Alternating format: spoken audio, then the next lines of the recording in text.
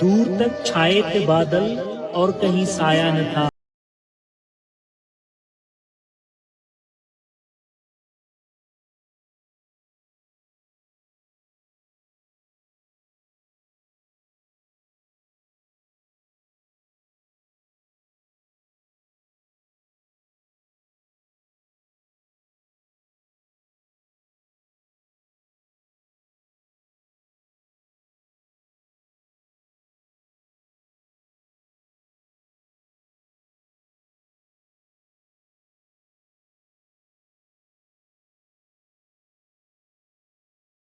अदनान शेख सखर जे senior साफ़ी शहीद जान मोहम्मद महर जे ख़ानदान से ताज़ियत जो सिलसिलो भी जारी है। जो सखर जो एहतजाज जो पूरे सिंध में जो एहतजाज साफ़िन कया उन्हनि जो हिकिड़ो ही मुतालबो तो GIT तश्कील ॾिनी वञे। सीनियर साफ़ी जे क़त्ल जा जे क़ातिल आहिनि उन्हनि खे फ़ौरी तौर ते गिरफ़्तार कयो वञे।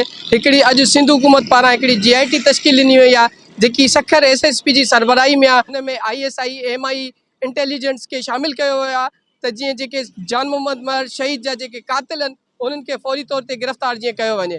कैमरा टीम सां गॾु अदनान शेख, इबरत न्यूज़, सखर।